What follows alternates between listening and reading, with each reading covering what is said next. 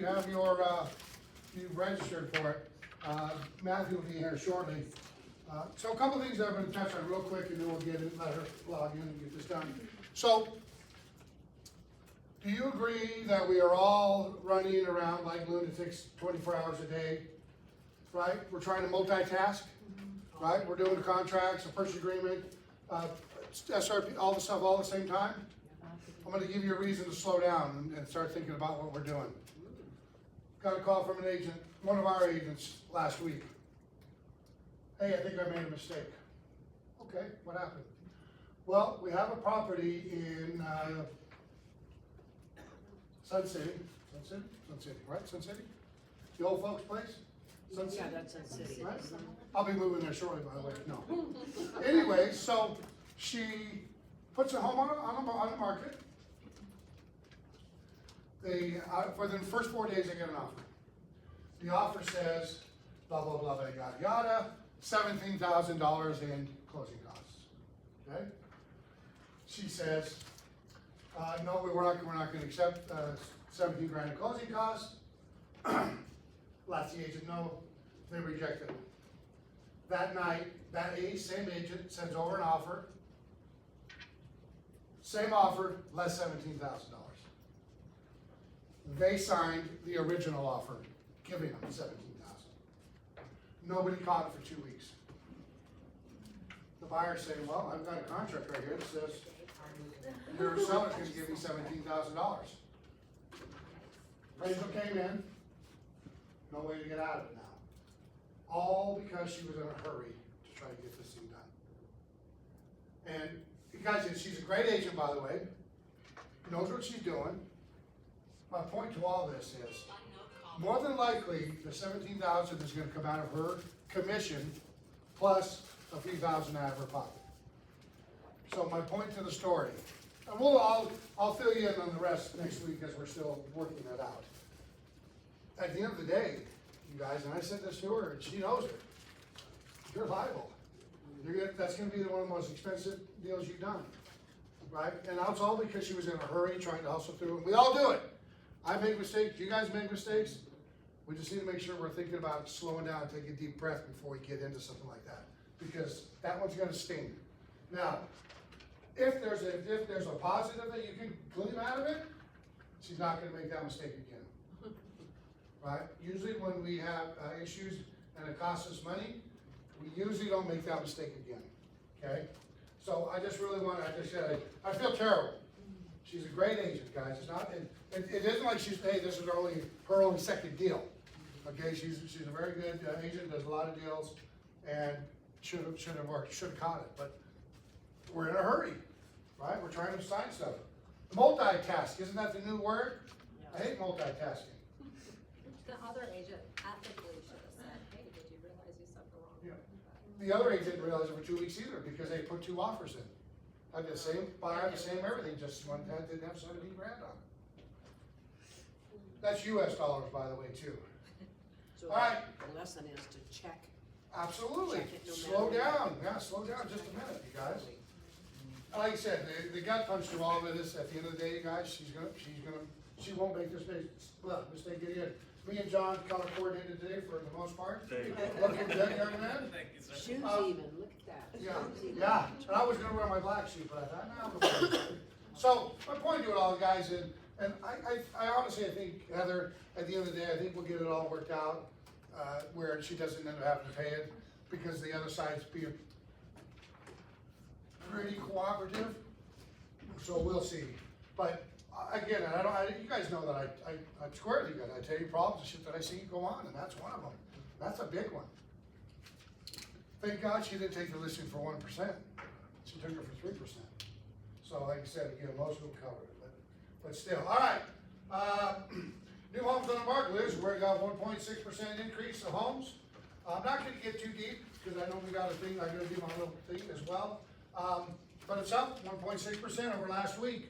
509 homes we closed. Last week it was 726. I know that Patrick's got the numbers right in front of him. I think it was like 700 and something last week. Look at this, 100,000 to 400,000, there's 2,800. That was 2,600 last week. So keep an eye on them numbers, you guys should be on the board, okay? Can't see it. Yeah, I say, I can't, that's why I'm looking through these. And it's so funny, these things, the thing fell off about a year ago, can't find it.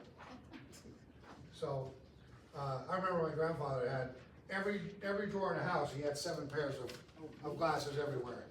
I'm like, dude, he goes, every time I go somewhere, I forget to grab them. 400,000, 800,000, and 3,600, I think that's up about 200 homes as well. Let's see, year to date, we're at 5% right now, so we sold 5,700 homes, 5,400 this year to date right now, and 57 last, that's down, that's minus 500, that was 5.6 last week and 5.9 a week before that. So we're still moving homes. Active days on listed, they're taking 39 days. I seen one of the guys on TV last night, I don't remember which one it was. I'll buy your home no matter what, I'll give you cash offer today, we're gonna get it done in 5 days. Homes are on the market for 80 days now. Oh, yeah, yeah. I know who you're According to talking this. about, Mathematics don't lie, people do, right there it tells yeah. you. And what does it say, how many days on the Yeah. market? 39 right here on this, and on this one it says 44, which is, I think it's a lot, I think it's about 44 is the correct number. But this guy said 80 days on the market. I would, you know what we should do, just for fun, we should have one of us have this guy come out to our house and give me a cash offer. I just told Jim that last night. Yeah. I said, I should just have you call and say, I want you to come and look Yeah. at my house. Yeah, Find out what that's you worth do. 500, here's what I'm gonna do, because I like your smile, we're gonna give you 180.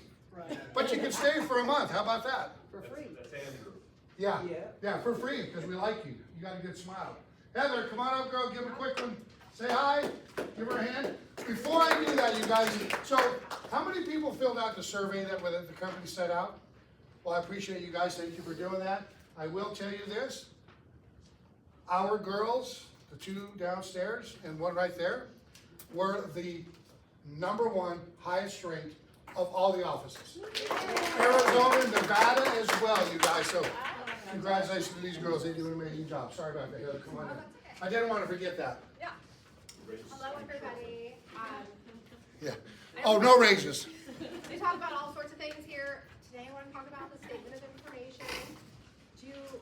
Does everyone know what this is? Statement of information. Statement of information. Does anyone want to say what it's for? It's for when you're in escrow and they want to know all the information about you, your loan number, your HOA information. It's a little different. Oh, It's a little different. okay. So, a statement of information is generally used. We don't always need it. Like, my name's Heather Mirich. Probably I'm the only one. There could be a couple other Heather Miriches out there, but I don't know if there are. But if your name is Jane Smith, there's probably a lot of you, right? If your name is Jose Hernandez, there's probably a lot of you. So, back in my prior life when I was in lending, anytime I do a loan for somebody, the title company would come back and be like, you got, $55,000 in child support. I'm like, no, not my client. He doesn't seem like he has $55,000 in child support. And you start panicking because all these liens come up with a similar name. It could be the exact name or a similar name. So they have to do the statement of information, which goes back 10 years, everywhere they've lived, everywhere they've worked. And it's not always on every client, but if there is something that comes back, and a lot of times there are, you have to make sure that lien isn't tied to your client. So this helps identify that. Now, it's not 100%. I remember I had a client and the lien was not his, but we couldn't verify that it wasn't his. So I was driving around town to find the attorney's office, some old lien, trying to get something from him saying that wasn't my client, because occasionally you run into issues. So the sooner you have your client complete a statement of information, all title companies will have this, try to get it done in the beginning versus the end, but that's generally what it's for. So if we ask you for an SOI, that's what this form is. So you guys have questions on this? Now, is that something you would send to the seller, or are you gonna ask the agent to get it? The title company will take care of it. So they'll send it to the seller or buyer. Okay, If gotcha. something like that happens. It's generally done in the beginning, but sometimes a lien might not pop up towards the middle or the end or something, Right. when we're doing our search. Okay. So if you have, you guys can always be proactive and not always wait for the title company. Obviously, you want to use raw title if you can, but you're gonna be using every other title company too. So just know if you're dealing with Jane Smith, there's gonna be one of these at some point. So you can always be proactive and say, hey, did the title company give you that annoying form that has 10 years of everywhere you've lived and everywhere you've worked?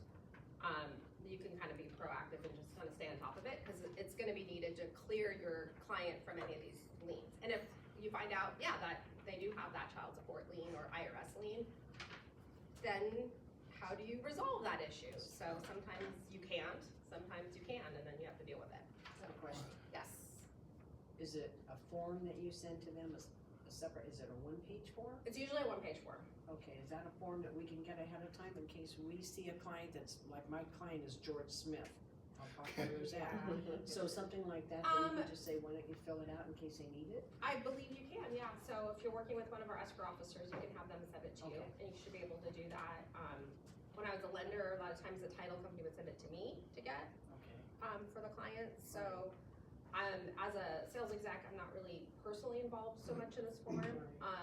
That's why, you know, if I can help, let me know. Okay, that's Um, good to know. Yeah, and then also, I did schedule a class on title tools, after this meeting, but that was before I realized there was a CE class Oh, here. So if you're not doing the CE class and you wanna learn a little bit more, I'll just find a room downstairs, and do that with you guys, if you want, or I'm gonna keep doing these monthly. So you guys go to the CE, and we'll do mine another time. Perfect, Thank you. perfect, thanks guys, appreciate you, thank you. Funny story, when I sold a home, it's gotta be 18 years now to a buyer. And we were literally a day or so from closing, it was boyfriend, girlfriend, and the guy forgot that he was paying child support. Oh, Oh. And his woman was like, I thought you said you weren't paying child support. Well, I guess I forgot. So it can cause an issue. wasn't paying. All right, Brian, come on up, give him a big hand. Hey everybody, I just want to kind of give a brief market update. I had an interaction with a borrower yesterday where he's a retired firefighter. His pension and financial security is all tied to the stock market. And he also wants to get a great deal on a home. And he's interest rate sensitive. And so I had to break this gentleman's heart to tell him that you're never going to get all three of these boxes checked, unfortunately. But knowing how the interest rates work, how the market works, and all of those sort of things, you can't have this conversation without knowing that. So right now, the stock market is coming down, it's receding. Warren Buffett's recently took a bunch of money out of the stock market as well. So the stock market has to come down, which affects this gentleman's pension, financial security, retirement, all of those things. So he's trying to be fiscally responsible, but in order to get the rate that he wants, and also negotiate a good deal, then the stock market has to come down. So I had to give this gentleman the full picture of what has to happen in order for, you know, him to evaluate how he wants to make a decision, because all three can't be possible. So the stock market has to come down, which will cause rates to come down, but it will also cause home prices to go up. So I had to give him the scenario of, do you want to buy now, where you can refinance later, but your financial situation might be impacted by the stock market receding, or do you want to wait, prices are going to go up, also your financial situation is still going to decline anyways, so how do you want to play this, Mr. Borrower? So that's kind of the update that I have for you. Those things are happening right now. Unemployment is up, obviously, because of everything that's going on with Doge and some of those different things. So all those things have to happen in order. The economy has to retract a little bit in order to move forward through the next 18 months. And look, things are getting, there's always pain before it doesn't get any better. It's Yeah, gonna get it's better. definitely gonna be better. gonna get a little bit worse before it gets better. The economy has to recede, so the word recession is gonna get thrown out a lot. People are gonna talk about unemployment numbers a lot. The stock market, all those things have to happen in order to get better interest rates and for the economy to eventually recover and for inflation to come down. So no one wants to say that. They just think that the economy is gonna be great, jobs are gonna be great, and interest rates are gonna come down, and I'm gonna get the best deal on my house. But unfortunately, that's not the case. Not today. So, and then also we have our virtual home buyers class tomorrow at 5 p.m. on Zoom. So that's a class where if you're working with a home buyer that's not familiar with the process, or you yourself aren't completely familiar with what the mortgage process is, or credit repair, or any of the creative loan programs, we're gonna walk your buyers or any of the agents through all those processes, so that you can be familiar with everything. How many products again? 925. 925. So we're not gonna. 925 products. We're not gonna cover 925 products tomorrow. Right. But we're gonna give them kind of a dummied down version of what Steve presented last week in terms of how the market works and how rates are affected by what goes on in the marketplace, so that your buyers are familiar with that. Or if you weren't here for Steve's presentation last week, it'll be a little bit simplified version of that. And then we're also gonna talk about the most common loan products, VA, FHA, conventional, some of the guidelines, qualifying factors, and those sort of things. Get your buyers on the Zoom as well. Yep. So, What did, we talked with Ricky yesterday, you guys are doing a, give us one shot? What yep, Ricky's promoting one shot. So basically, if you haven't worked with us in the past at Epic, right now we're running into where we're getting a lot of fire deals from Realty One Group agents. We're figuring out solutions. I talked about the Pulte deal last week. That closed last Thursday. So $30,000 in concessions that Pulte ended up paying us to get the deal closed. And after we figured it out, Pulte actually came back to us and was like, actually, we can't give you the $30,000 because we want to figure it out now. We should have been able to figure it out on our own. And the Realty One Group agent had to go back to Pulte and say, sorry, bud, you're gonna have to figure this out with corporate. Right. We need the 30K or it's not closing.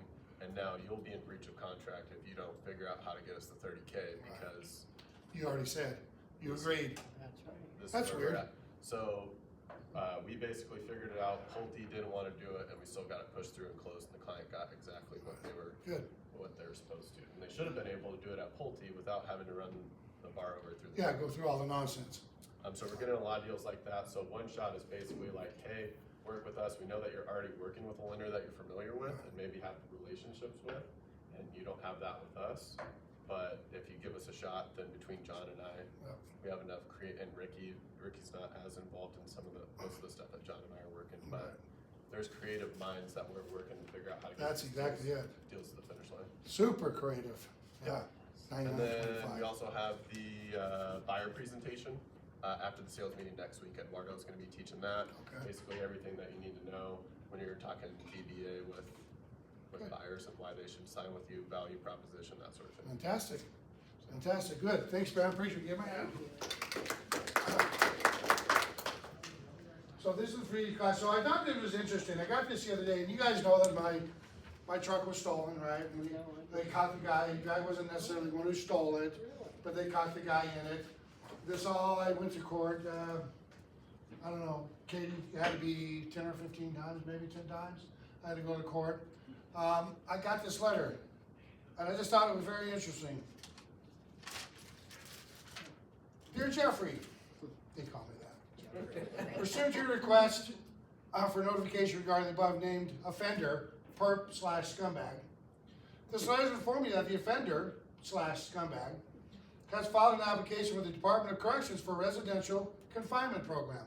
He's been in jail for, oh, by the way, he broke parole when he was stole the truck. He was on parole and he stole the truck. He has applied for a residential confinement list. This program, placement in this program, resulted in the offender being released into custody of the Department of Public Safety, Division of Parole and Probation, the offender working and or attending school in the community / electronic monitoring, and in some instances, breathalyzer equipment being placed in this residence. The offender will not be allowed to drive during this time. And it says here, not steal either, and he has to sign it. I kid, he didn't say that. Victim, input in all matters is very important to the Department of Corrections. They care about what I think.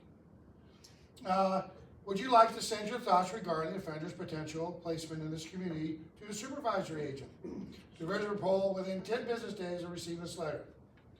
If you have any questions, submit your input. That's our justice system. What's your response? That's what I was waiting on.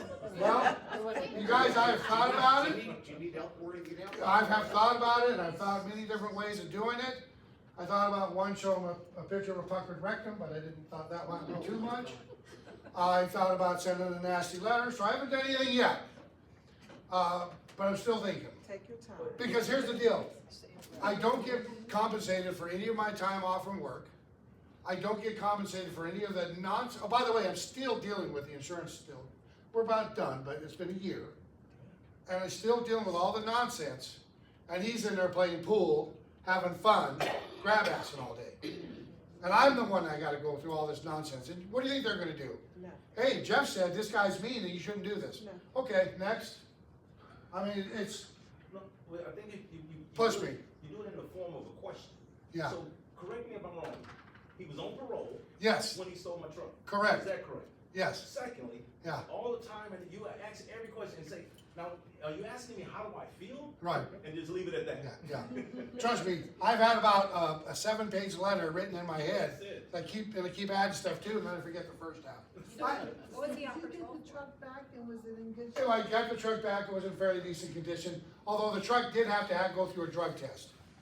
Because he was smoking crack or meth or something in it. And the truck had to do a drug test because they found pipe and stuff in it. And if the truck tested positive for drugs, they would destroy it. Oh, my. No Are you kidding. kidding? Yeah, no, I'm not kidding. Also, that should be a No, part of and that. the drug test was like $800. Yeah. And they come out and, So, You know, they so swab it. if this outstanding citizen was on parole and was he found guilty now of stealing? the yes, truck? sir. I, Okay, so is he in Boki now? yeah, Is he- yes, he's in the country club right now. Okay. They're doing swimming lessons tomorrow. I think it's pool, and then they're gonna install a new pickleball, court for him as well. When is your 10-day time response due? Pardon? 10 days. From when? I got the letter Saturday. What's everybody doing tonight at like 5 o'clock? Yeah, let's get together and write a nice 10-page letter. Get together. Guys, it's just, that's honestly, it's just Systems. infuriating. You try not to think about it, 'cause I don't want my blood pressure going through the roof, but it's just aggravating that this is the shit that we keep going through, right? So, back in the old days, when you stole somebody's horse, they hung you, right? Okay? They didn't hang you because you stole a horse. They hung you because you stole somebody's livelihood, right? So when they steal your car, whatever it is, that's your livelihood, your tools, everything out of it, are they not affecting your livelihood, right? And when I went and filed a report down to Metro, and I literally said this, when I was filling a report out, when we catch the guy, do we hang him right there? And I literally said that. And they went, well, really can't do that. And then when I caught the guy in the truck and they called me, I went down there and he was in the back of the car, I go, do we hang him from the light pole? And I literally said that. Well, we'd love to do that, but we don't, But you guys, they're affecting our livelihood, right? And listen, I'm not the only person that's had a car And our stolen. insurance. Yeah, like- your insurance goes up, you gotta deal with all the nonsense over it all, right? I gotta pay money, That happened None of in that broad- counts. That happened in broad daylight, right? yeah, right here at, like 2:30 in the afternoon. Was he on In the probation? parking garage. No Yeah. way. Was he on probation from stealing or what? I don't remember, I wanna say that, there was a ring of them, it was him, a girl, it was her first offense, and another guy, and they stole my truck. They stole some stuck cars out of the, Sunset Station along credit cards. It was kinda funny, we're sitting in court, and everybody's got their paper with your docket and all your stuff on it, and they're like, okay, anybody here for the blah, blah, blah case? Yeah, I'm like, yeah, right here, I stand up, 2 guys over here, 3 guys over there, another lady stands up over there. I'm like, are you kidding me? Come outside, you guys, we're gonna talk. So Rob, it's probably, I'm not kidding you guys, there's probably 7 or 8 of us that had, with this group, and now he wants to get parole. And by the way, he's not a young guy, he's probably 57, 58, looks like he's about 90. Okay, so it's not like, hey, there's a young teenager just having fun. Okay, this is a career, Profession. yes. Well, not professional because he got caught, okay? He needs to work. But he's a career. He's a druggie. Right, yeah, yes. He lived in my truck for 2 weeks. All right, memorandum, all right, so let's do this. 55, all right. Everybody, do you have your, I think it's on the back of your page, we're gonna do a fill in the blank thing. I wanna talk about leads. And I've talked about these in the past, and so I wanna just kinda touch on them. Does everybody see it? Should be on like the last page. It's a fill in the blank. Yes. All right.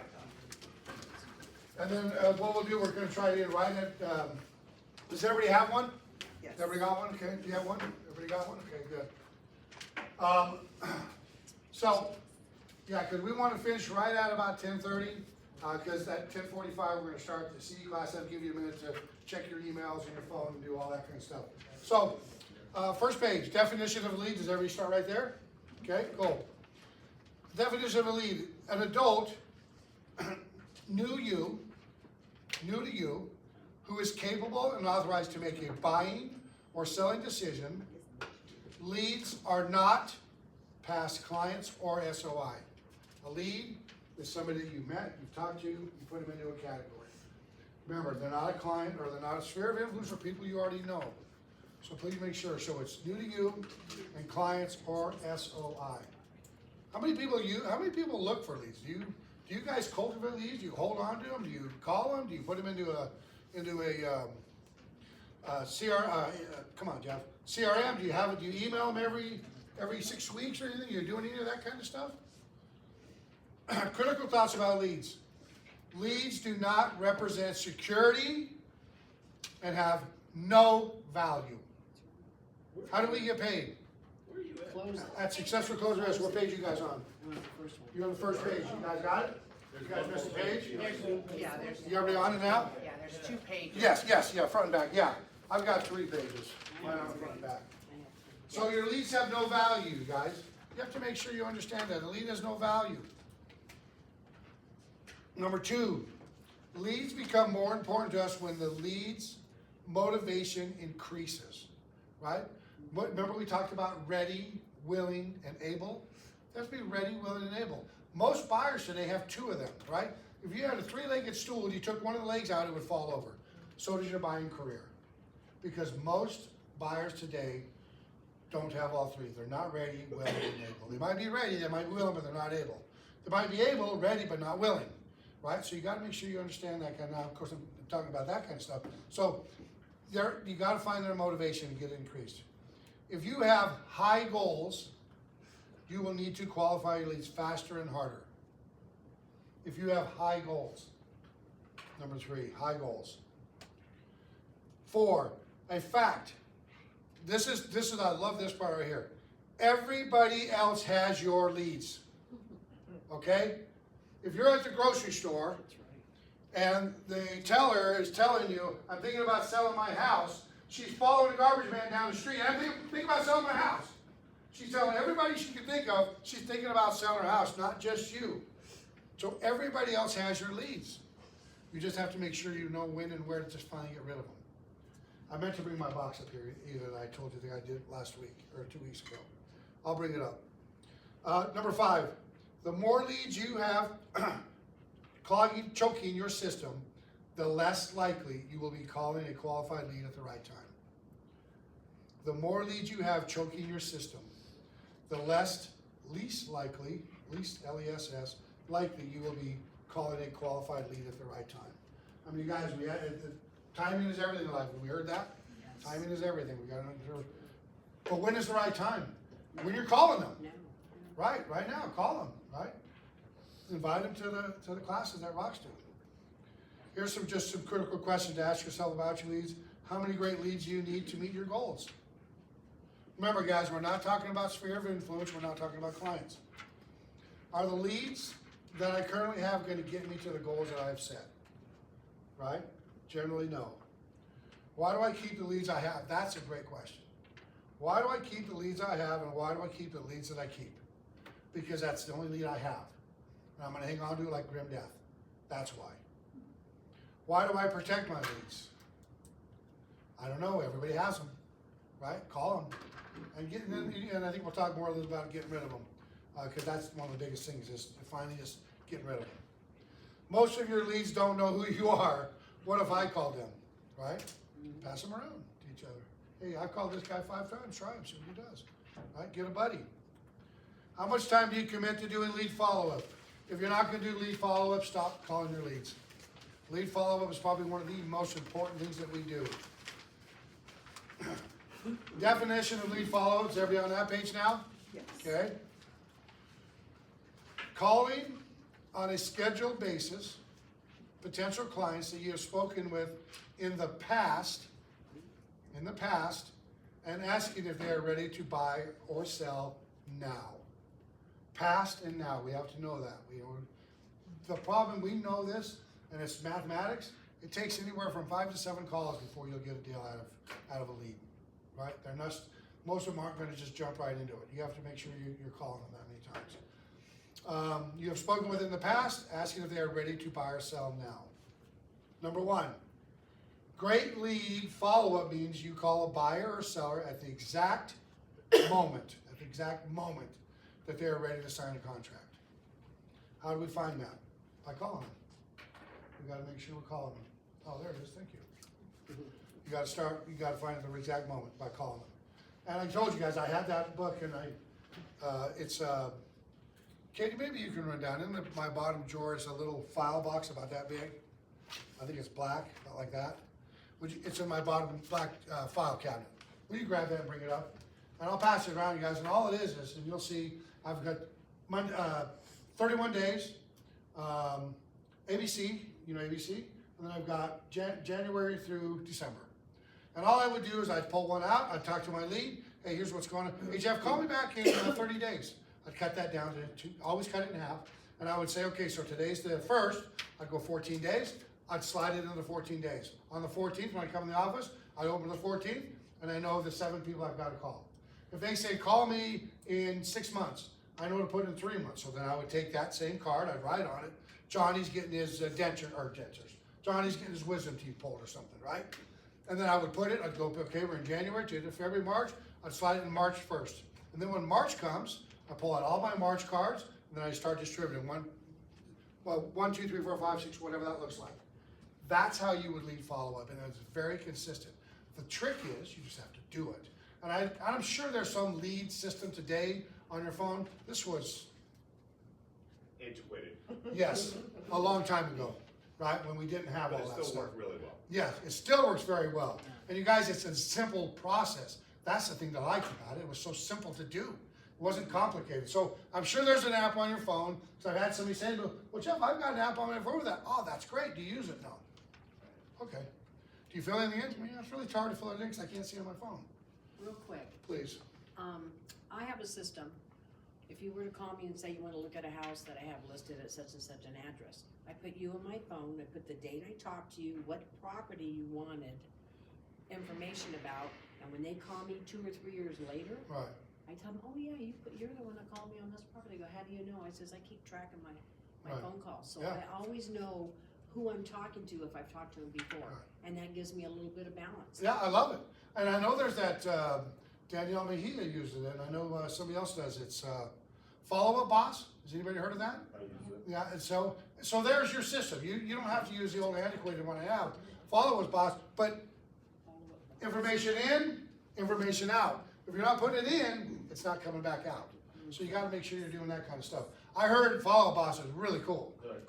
Probably the best feature about it is that it logs your phone calls so that you can go back and listen to your phone calls later. And then it transcripts the entire phone call. Wow. So you can literally get a summarization of what's going on. You could also export that to ChatGPT if you needed to use it for any reason. Wow. So there's a lot. I think, KJ, you were telling me that too, that it does that, right? Yeah, follow up. You guys, Is it Follow Up Boss? Boss. You wanna hear, Boss. you wanna hear what you sound like? We used to record ourselves on the little cassette that back in the day. Oh my God, yeah. Okay? Remember that? It's really We good. used to record ourselves on a phone conversation. Boss. Follow Up Boss, B-O-S-S. Yeah, $70. Yeah. The best part about like listening back to the recordings is that you can play it back, like role playing with another agent. Right. And then you guys can go back and forth about how you messed up or how you did well, and you can kind of learn and move forward, because the thing with leads is that you're gonna have to have more conversations to actually get more deals. Yes. So you're gonna have to figure out what you messed up so that the next time the Yeah. same situation comes Yeah. up, you don't make the same mistake. Has anybody done the Mike Ferry calling? It's a 3-day script deal, I think. Has anybody done it?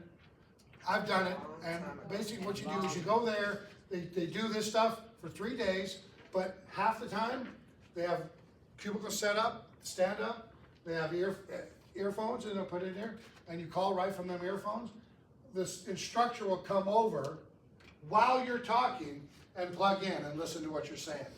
You wanna talk about being nervous, okay? Record yourself one time, and right? And you're like, I sounded like a complete moron. Yeah. Okay, so, but the only way you get better is by keep doing it, keep getting better.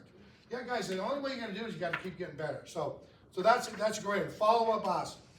Yeah, we're doing a call night, next Thursday at Southwest from 4 to 6 as well. Okay. Where we'll train on scripts for outbound phone calls, and then how to put them into whatever CRM you use. Nice. As well. Okay. So we'll be providing the leads, the scripts, the tutorial for the CRM, and also a follow-up plan to. Okay. Guys, that might be a great class to do. Well, No, it's a little, no, it's a box. It's a box about that big, like that, about The that. index card box? Who? Index. card? Yes, that's it. Black. Yes. Yeah, Yes. so I have a question, when are you going to do it here? We'll be cycling through all 4 offices Yeah. for 15 minutes down the road. Yeah. KJ is, just so you guys know, has been pushing himself for the last 2 weeks, making 150 calls a day. And it's tracking them. And like he said, the thing about Follow-Up Boss is when you hang the phone up, you push a button and it's ringing. Yeah. And there's no more cha-cha-cha-ching, cha-cha-cha-ching, cha-cha-cha-ching. Okay? Some of you guys don't know what I'm talking about. I love it. Ask a teenager, they Yeah. don't know. You remember in your house you had the cord was about 45 feet long? You're in the backyard with the phone, right? Remember that? Didn't want your parents to hear, so you go in the closet. Yes, yeah. Dragging the cord all through everybody, yeah. You can use drop on the. Yes, yes. That was a great time, actually, Money though. line. Number 2, your definition of a lead is totally dependent on your motivation. Your motivation.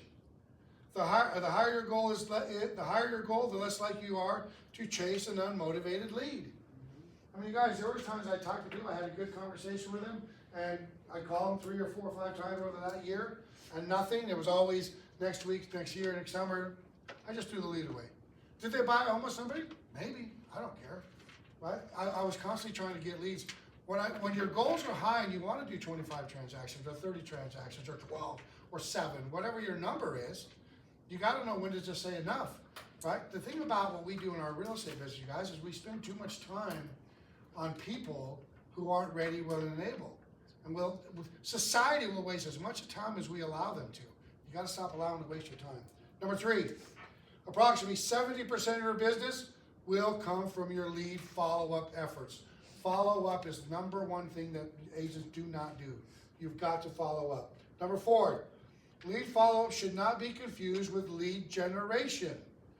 Lead generation is speaking with a potential buyer or seller for the first time. Thank you.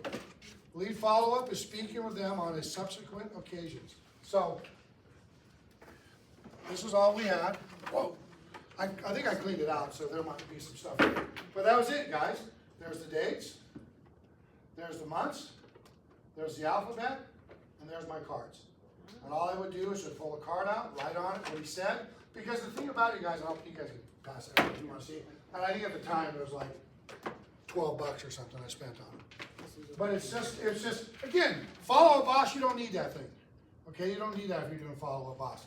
That was just a very simple way to do it back in 1971 when we were doing it. The best So- CRM is the one that you use. Yeah, there you go. There you go. I like that. Jeff, what was the last part of 4? First time. Lead generation is speaking with a potential buyer or seller for the first time. Again, you guys, I think that if I was to get into real estate today, although I think that little box is cool, I think I would do something like follow-up boss. What's it cost, Brian, right offhand? It's $70. A month? And is that like a pro, or is that the, I think they have different tiers. okay. 70. But the basic one's like $70. Mm-hmm. So guys, that's not much to put in your And they business. have like different features that you can tack on.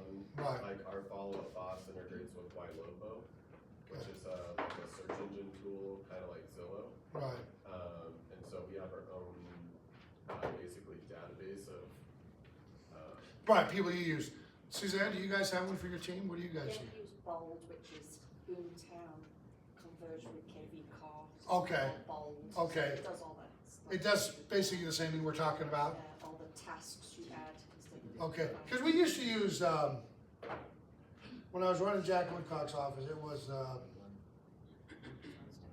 which one? Constant contact? No, it was, What was it? It was what's been around forever, but who? I think that was Top it. producer. And it was one of the hardest Oh, that was screwing the things to TMS. try to figure out. Every day I'd spend 4 hours trying to figure it out. So I think today everything's a lot simpler and more. I remember when we were buying a computer a long, long time ago, and the guy said, "We're like, how do you? We're still trying to figure this damn thing out." He says, "Listen, in the future, everything's gonna be voice activated. You'll be good. Don't worry." Yeah, but what about now? Well, don't worry. In the future. In the future. And here we are. Most things are voice activated. Although it doesn't catch everything you say, it usually screws it up, so you gotta be careful. Sends a I word still you don't use want to be Top sent. I'm sorry?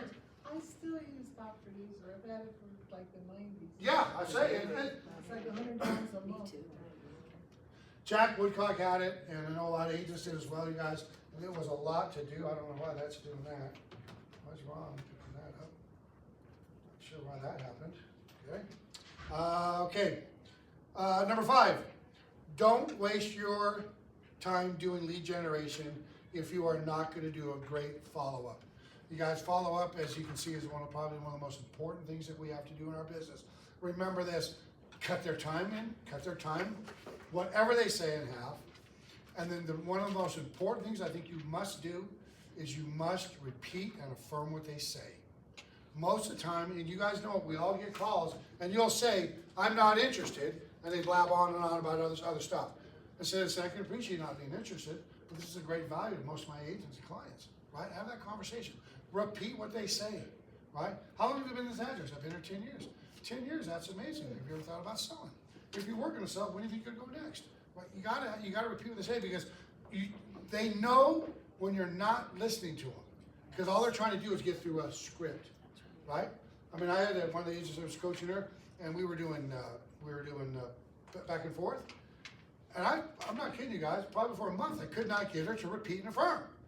I'm like, say back what I said, repeat it and say yes, right? Because you guys, it means that they're listening to you. They hear you, you're hearing them, they know what you're saying, because most people aren't. So make sure you're doing that. Number 6, the more you clog your lead follow-up time with unmotivated buyers and sellers, the less time you will have to find those motivated buyers and sellers who will meet your needs and goals.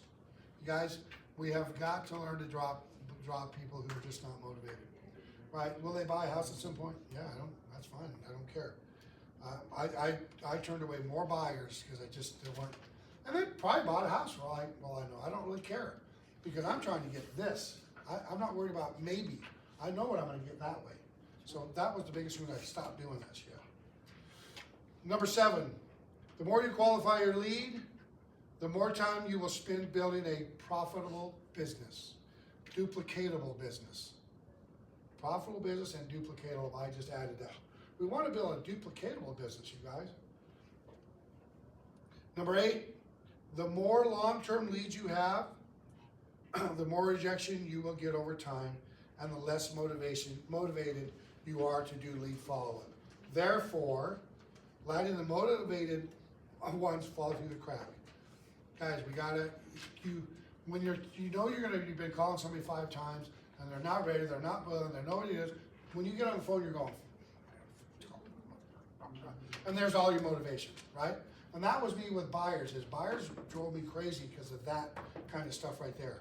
So that's when I decided I was going to quit working with buyers altogether. But just make sure you have that mindset that you got to get rid of them at some point, right? Again, everybody has them. Everybody's got your lead, right? What did we talk about 2 weeks ago? The number's old now. I think it's 2022. There were 1.8 million homes sold in America. 1.8 million homes sold.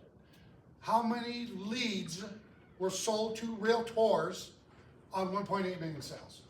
We talked about it 2 or 3 weeks. 2 or 9.8. 92 million. So you're buying leads, 55 people got your lead as well. So you better make your understanding that process, right? Years ago, I used to spend $1,500 a month when I first got into real estate getting leads. Yeah. And Zillow and all these things are doing them. And I'm not listening, guys, there are some that are working. I'm not doubting that. You can buy some leads, but what's the cost? I told you guys, when I was at Mike Ferry last year in, I think it was July, there was a guy on stage that was spending $100,000 a month on leads.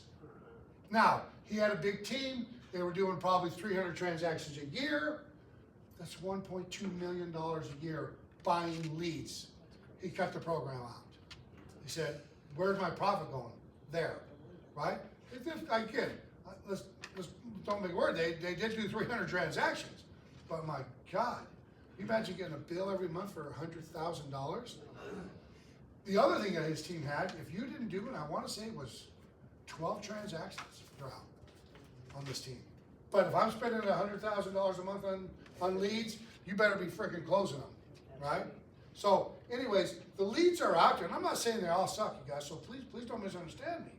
But man, if you're getting these leads, you make sure you put them in your follow-up system and follow up on them, and then know when to get rid of them. Because we keep leads, especially back in the day, we had a box of leads everybody kept, right? We used to. We pass the leads around. When I noticed, I talked to this guy 20 times, you take that lead, give me your old lead, and we try again and see if we can make something work, right? That's the thing you gotta really make sure you're doing that. So, the more you qualify a lead, the more time you'll spend building profitable. The more long-term leads you have, the more rejection you will end up getting. All right, next page. This is how to do lead follow-up. Everybody got that? Next page? Yep. Okay, we'll jump right into this. We're doing good on time. First thing we need to do is weed out all of your leads now, not tomorrow, now. All right, after the CE class. We don't need to do that. Okay. Number 2, call them all and ask the following 2 questions. Do you still want to buy or sell a house? Do you still want to buy or sell a house? And then B, can we set an appointment this week? And when you get those 2 questions answered, you'll know what we're talking about. And look at this. Put it on a 3x5 card. That's what I got. That's what I got. Wherever that box is at, everybody. Put them in. I'm going to change it, Brian, to use Follow Up Boss. I know that Danielle Mejia used it, and she actually taught a little class last year on hers and showed how to use it and all the potentials. It is really cool. 56, 58 transactions she did last year. She's been the #1 agent forever in this office, individual. So she's doing something right? Put them on a 3x, number 3, put them each lead on a 3x card, name, address, phone number, specific information, which we need, buy, sell. Separate your buyers into sellers. I like that. How many people work with buyers? How many people love working with buyers? Okay, we got a couple. I like that. So we got a couple that we know love pain and suffering. Okay, I like it. That's good. Make sure you're alive. Yeah, absolutely.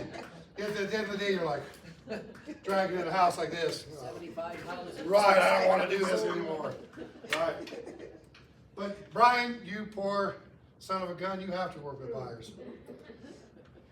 But, and I teach the buyer class. If anybody wants to come, we're going to do it in a couple of weeks. I teach you the right way to work with a buyer. And then listen, the number 1 thing of all of it, ready, willing, and able. Make sure they have that.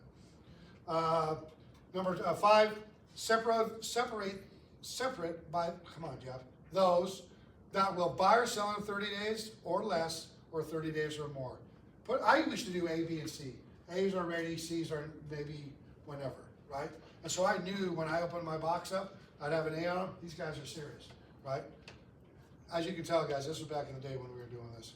I like this right here, number 6. Keep 30 days or less with you at all times and call them every couple of days.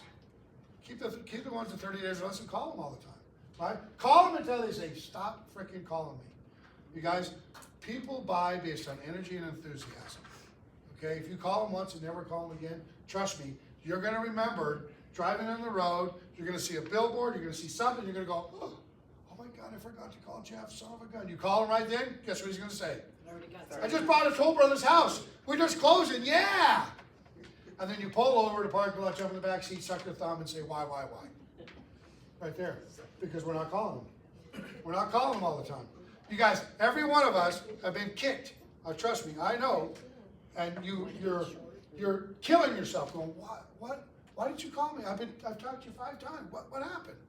You didn't call at the right time. When is the right time? Now, all the time, 30 days or less. Put the rest in an OSI, Park Place was our old one. We use Sync is ours, and call them once a month for an update or refer them out to somebody else. I like that. 4 ways to help you with your lead follow-up. Number 1, do your first follow-up within 24 hours of generating that lead. You guys, and right now, we should probably change that to about 5 seconds. Yes. If you're buying leads and you're not literally calling them in 5 seconds, the other 55 people have already called them, and you're out. And the thing too, you guys, about leads, and this is again, you're calling somebody who was on a website and put their information in, they're sitting in their underwear, thinking about buying a house in 30 years in Vegas, and then you call them, and then what are they gonna say? You're that fucking motherfucker that called me already, right? Well, listen, you're the one who said you wanted to buy a house. Yeah, but I didn't think everybody's gonna call me. A little bit different today than it was back then, but guys, that's exactly what's happening. So be careful buying leads. Again, there are lead platforms that are amazing, that people use, and they're getting deals at them. So please don't misunderstand me. But you just gotta make sure when you get a lead, you call them. Call them right away. And like I said, that should literally be, instead of 24 hours, it should be like 5 minutes, okay, 15 seconds. Jeff, I think those Google and Facebook leads are taking like 10 months to a year To generate. to convert. Right. Yeah, so you have to be committed a long time. And I'm sure that one that you guys are using gives you that every month or 2 months or whatever they call them. Again, you guys, every time they tell you, cut it in half. Don't wait till, they said call in 6 months, don't wait till 6 months, because I promise you, we already bought a house, right? You gotta make sure you're reaching out to them. Ask them, do you know an agent? What are the odds that somebody you call knows an agent? Everybody knows an agent. 100%. My brother. So, that's right. So your question is, so your brother's an agent. Oh, that's awesome. That's fantastic. Let me ask you a question. Are you gonna use them? Yes, no, maybe. Well, great. What has to happen? You guys, I think I told you guys this. The number 1 agent of Coldwell Banker sold 150 homes a year. I sold his brother a $600,000 home. The number 1 agent of Coldwell Banker. There's times you're not going to use that person, right? I've had him say, "Oh, it's my niece," and I said, "Well, that's great. That everybody knows a realtor. Let me ask you, you're going to use her?" Hell no, I'm not going to use her. She's a dingbat, right? So, guys, just because they say I know an agent doesn't mean they're going to use them. Ask. Are you planning on using that agent? Yes. Okay, great. I hope it works out for you. Something changes, let me know. Maybe. Okay, that's great. Appreciate that. What has to happen before you pick a powerful agent like myself to hire me? Well, I'm still thinking about it. Okay, I'll reach out to you. When should I get? What's the best time to call you? Right? Call me in 6 weeks, 3 weeks. I go, my follow boss, my planner, whatever. Call this guy back. Hey, you said Susie, your cousin, you might list with her. What's going on? Right? Or no, I'm not going to use you. Okay, I appreciate that. Here's my information. If something changes, let me know. Right? But what happens most time when somebody says, I have a friend that's an agent, we stop all conversation. Ask them, are you going to use them? Yes, that's fantastic. Everybody knows an agent. I hope it works for you. If something changes, let me know. I'd love to help you. Smile, right? The thing we get on the phone is we're bummed when that happens. Smile, you guys. Remember, we're doing this constantly.